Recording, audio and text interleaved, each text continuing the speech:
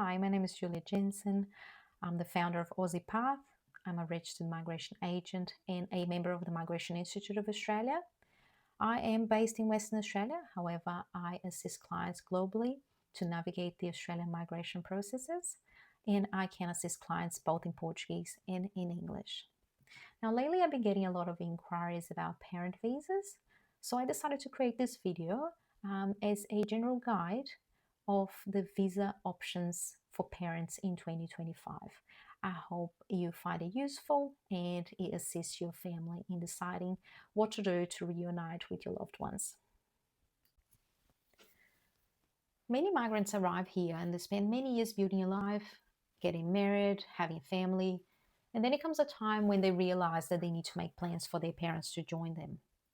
This usually happens either after having children and families feel a greater motivation to be reunited, or when parents are aging and children start to wonder how to care for them if they're living overseas. Ideally, families should start making plans before the need arises, since parent visas currently face dramatically long waiting times.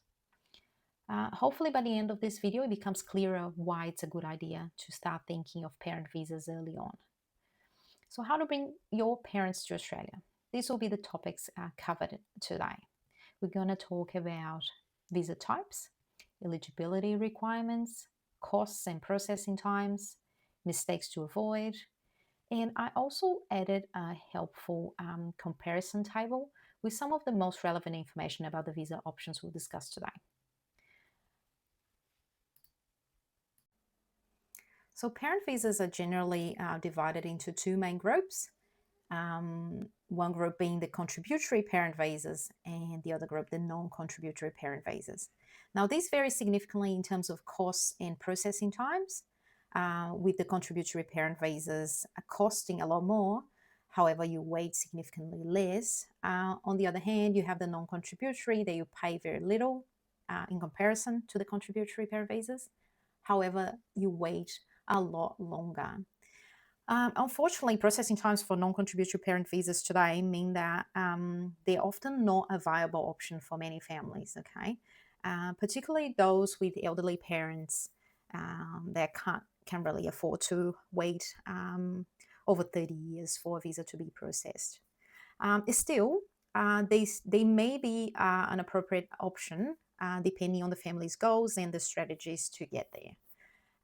Apart from these visas, within those two main groups, there's been the addition of the subclass 870 visa. Now, the 870 gives the opportunity for parents to come quicker and also in situations where they cannot meet the requirements of other parent visas. For example, the balance of family tests or the assurance of support, which are not required, okay?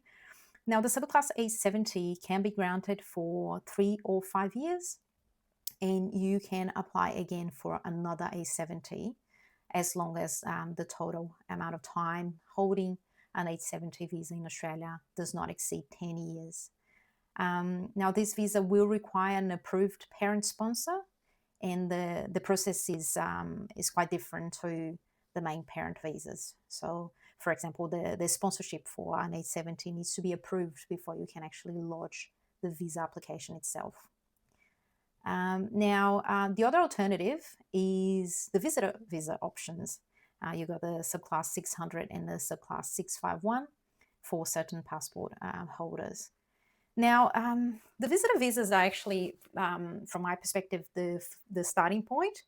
You don't want to go and start the process of applying for a permanent parent visa if the parents haven't even been here before. So I think as a starting point, it's a good idea to bring parents here on a visitor visa, make sure they like the place and this is where they want to be long term, okay? Now, these are the most important factors of a parent visa. We got the sponsorship, the balance of family tests, the age. Age may not be relevant to some visas, but we're going to talk about that. The assurance of support, and also health and character requirements. Now, in this video, we're going to focus on these 4 elements, and we're going to leave health and character for another opportunity because I think otherwise is too much content to process in one video. Now let's talk through these in more detail. Sponsorship. Now, in most cases, the sponsor would be a child of the applicant, and that can be biological, adoptive, or stepchild, with some exceptions where certain relatives or partners of relatives may be a sponsor if the child is under 18.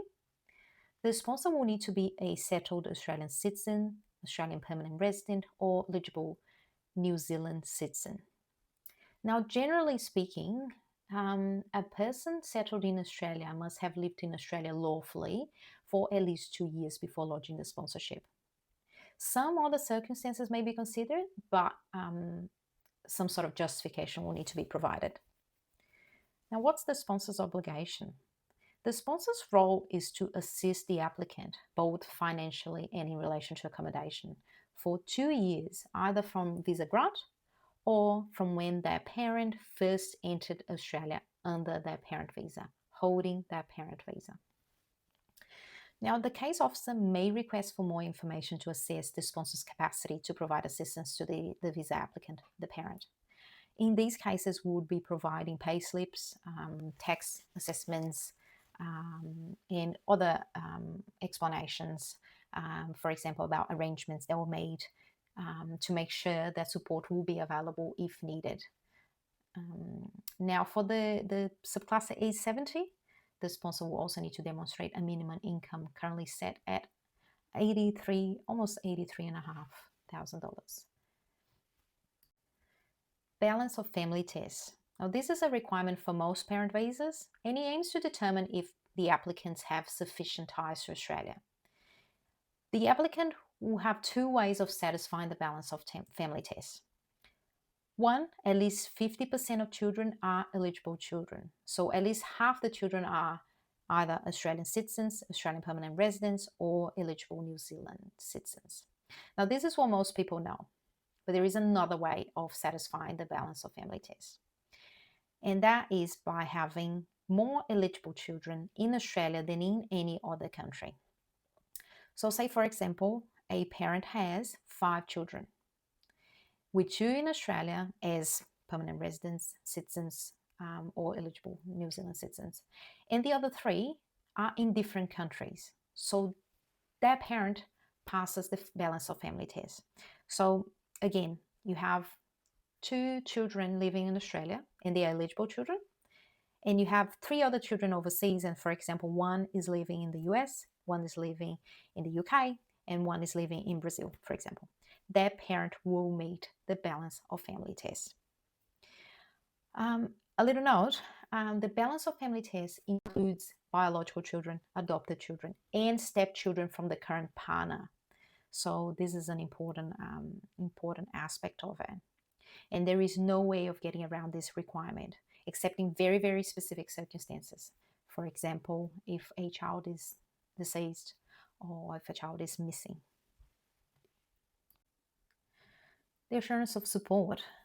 Now, the assurance of support is a legal commitment to repay the Australian government social security payments paid to the parent during the assurance of support period. Now, it is a bank guarantee that is of between $5,000 and $20,000, depending on the circumstances, and that remains in place for either 4 or 10 years, depending on the visa. It is mandatory for the permanent visa options, with some exceptions if the parent already holds certain visas. So for most people, it's a mandatory requirement. Now, the assurance of support may be given by an individual, which is most often the case. Usually the sponsoring child is the assurer, but it can also be more than one child. The parent may have a couple of children contributing to their assurance of support, or it can be an organization, but that's quite rare because I never came across one. The assurance of support is managed by Services Australia through Centrelink, and it's only required when the application is ready to be processed. So the department has already queued the application and there is a place available in the ES migration program, and they they're ready to grant the visa. So just before visa grant, the case officer will contact either the applicant or the migration agent representing the applicant and ask for the assurance of support process to be initiated. Generally, the assurer will have 28 days to start the process. And like I said, it doesn't need to be just one assurer. You can have more than one person contributing as assurers. Now, the minimum income necessary will vary depending on many factors. So you may find some figures around being quoted, but they may not apply to you, as there are many factors that are part of the calculation. For example, the number of dependents, how many people the assurer will be supporting. Is it one parent? Is it both parents? So yeah, that will be specific to your circumstances. Age. Now, for most parent visas, there is no age requirement. However, those wanting to lodge a parent visa onshore to be able to be granted a bridging visa to remain in Australia while the application is being processed, they will need to apply for aged parent visas. And these are subclasses 804, non-contributory, subclass 864, permanent contributory, and the 884, temporary contributory. So these are the onshore options. For these, the parent needs to be considered aged parent, and that is the minimum age to receive a pension under the Social Security Act. Currently, that is set at 67. Now, you don't need both parents to be aged. You need to at least one of them to be aged parent to apply for the onshore parent visas. Now, costs. The non-contributory parent visas, they are low cost, but as we've seen, there is a very long wait. You'd be paying about $7,000 in total, with about $5,000 at lodgement, and then another just over $2,000 before visa grant. The contributory parent visas, they are faster, but they are quite expensive. But the idea is that the parent will be contributing with an amount that will offset the potential health and aged care costs to the Australian government. So without this, it will be very difficult for the government to justify accepting a large number of parent visa applications. Now, for the contributory parent visas, you'd be paying almost $50,000. However, you only need just over $5,000 to actually apply for the visa. And then the second installment of the visa application charge is only due before visa grant. So you're going to have, if we are optimistic, you're going to have at least 10 years, okay, to save that money, okay. And then you have the temporary visas. There is no assurance of support for these. Before I was obviously only talking about visa application charges, but just making a note here that there's no assurance of support for the temporary visas, and there is obviously the assurance of support required for the permanent visas. Now, in terms of visa application charges, you need to note that if you do go from a temporary visa to a permanent visa, then the visa application charge payable wouldn't be this, okay? If you already hold a temporary parent visa, then when you apply for the permanent visa, you're going to have to pay a lot less. In the end, regardless of whether you went straight to a permanent visa or you went temporary and then permanent, the amount paid in the end is very similar, okay? So they split that payment into if you go this two-step process. Now, lastly, you have the subclass A70, and again, no assurance of support, and the visa application charge will depend on how many years of visa you are requesting. So if you ask for 3 years, you have to pay just over $6,000. If you're requesting 5 years, then is slightly over $12,000. Now, important note here, for those applying for onshore parent visas, the families need to be prepared to pay for private health insurance expenses during the visa processing period. This is because the bridging visa that they will be granted will allow them to remain in Australia, but because they're waiting for a parent visa, they are not entitled to have Medicare. So this is quite important because it does add another significant expense to the process. Now, processing times. Now, this is an element that, as a migration agent, is very hard to explain to clients. It's very hard for clients to understand the logic behind this. Now, not that long ago, parents were able to secure their visas pretty quickly. Now, it's a very lengthy process as the demand outweighs the supply. Now, every year, the department determines a limit to the number of visas that can be granted on that particular year. These are caps. So parent visa caps have remained quite stable throughout the years. However, the demand has increased significantly, so resulting in these long queues we have today. Now, sadly, the department's current estimate for processing a contributory parent visa is of 15 years and of over 30 years for non-contributory parent visas, making the non-contributory parent visas an undesirable option, particularly for those lodging the application offshore.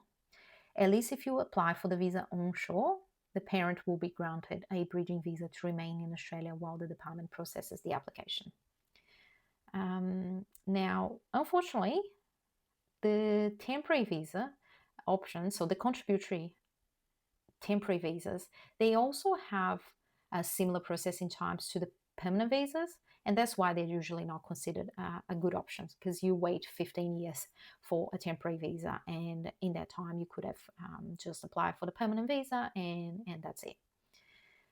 Now, for those wanting to reunite faster, then the subclass 870 may be an option.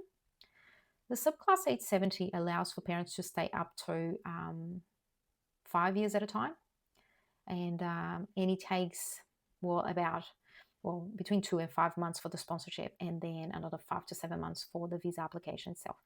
It's not very quick, but in the context of parent visas, it's not a bad option. I don't particularly love the A70, but like I said, for some families, it's a good option, and it's something they have to work with. Now, finally, we have the most simple temporary visas that are available for parents, and these are the visitor visas. Generally, the subclass 600 visa in the tourist stream takes up to a month. It can be quite quick, can be a couple of weeks, but the estimate is up to 4 weeks. And then the 600 in the sponsored family stream takes a little bit longer. Now, this stream, people need to be very careful about it, because it does limit your options, because it generally comes with a no further stay condition attached to it. So it's only for those high risk applications that you would choose this. If you have a high likelihood that a tourist stream visa application will be refused, then you consider the sponsored family stream. That's my opinion anyway. And then you have the 651, which is also a visitor visa. It's called the A visitor visa, and unless there are some red flags in the system, is granted instantly. But that's only available for certain passport holders. But if the parent holds a passport from a particular country, then they may be able to get this visa, and that's a very easy option. Now, keep in mind their processing times can vary, can change significantly depending on each year's capping, so that limit in the number of visas that can be granted. So, say if we had an increase in the cap, and the number of applications remained stable, we would see a gradual reduction in the waiting times. But this is only a dream at this stage. Now, which visa is the right one for you or for your parents? The right visa will depend on the particular circumstances of each family. But there are a few things, a few questions to ask yourself to determine which path will be more appropriate. For example, do the parents want to live here permanently? Do the parents want to live here now or sometime in the future? Is everyone financially prepared for all the costs involved? So I prepared this table that hopefully makes things a little easier for you. So we have the green ones. So the visas here, the green ones, they are the permanent visas. The yellow ones are the temporary visas. Now on the left column here, we have in light blue the non-contributory parent visas, and in dark blue the contributory parent visas with its temporary and permanent options. And then you have the alternatives, which are the 870 and the visitor visas. You will notice that the onshore options, which are the 804 and then the 864 and then the 884, they are the only ones that have an age requirement. Okay, so for all the other visas, so all the offshore visas, the age is not a requirement. Now you see that the balance of family test is required for most parent visas, except for the 870 and obviously the visitor visas. And then you have the costs and the processing times. And the costs here, they are the total of the visa application charges, so first and second installments. Do remember that you don't have to pay for the second installment of the visa application charges before they are ready to grant the visa. So you have many, many years to be ready to make that payment. Now, this table you might want to refer back to this information at your own time, and hopefully it's useful for you. If you have any questions, please let me know. Now, the common mistakes. First one, assuming all visas lead to permanent residency. With parent visas, you may choose to apply directly for permanent residency, but you may also choose to go to a temporary visa, which then offers a pathway to PR via a permanent visa. But then there are also options. There are simply temporary visas with no pathway to PR. For example, the 870 and obviously the visitor visas. Second, assuming you can transition from one visa to another without restrictions. Well, for example, applying for a sponsored parent visa and that's the subclass 870, and then wanting to lodge a parent visa application while onshore, that is not possible. So you need to make sure that you plan ahead and you take the right steps. If you take one wrong step, then it may compromise all the following steps in your strategy. 3, misunderstanding the balance of family tests. Number 4, lack of preparation for financial commitments. As we've seen, there's a lot of money and investment involved.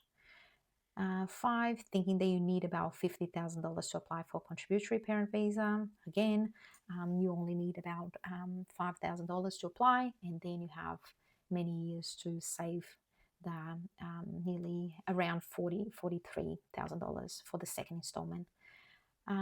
6, thinking that Section 48 bar does not apply to parent visas. Well, parent visas is not a prescribed visa. They can apply if you're Section 48 barred. 7, overlooking no further stay conditions on current visas. 8, thinking that switching from a non-contributory to a contributory visa makes you lose your place in the queue. Now, many people don't really know about this. But yeah, that's how it works at the moment. Obviously, because we're relying on a ministerial direction, it can change. But at the moment, you can make that transition and maintain your place in the queue. Now, number 9, thinking that a child living in Australia on a temporary visa is an eligible child. Now, that's a common one. You can't have, for example, a child in Australia on a student visa and think that that child will count towards the balance of family test. Or 10, thinking that you can apply online for parent visas. So parent visas are generally, most of them, lodged as paper applications, and they are processed in the Perth office. You may be able to import the application after lodgement, but the lodgement itself will be paper application. Well, I know parent visas can be very confusing. Hopefully this video clarified some things for you. If you're still not sure which visa suits you and your parents, you may request a one-on-one consultation. I'll be more than happy to guide you. I perfectly relate to the need to reunite with loved ones. And believe me, in most cases, there is a way. Feel free to send me an email, but I'll also add a link to our bookings page in the description of the video. Don't forget to like, share, and subscribe. Thank you, and all the best.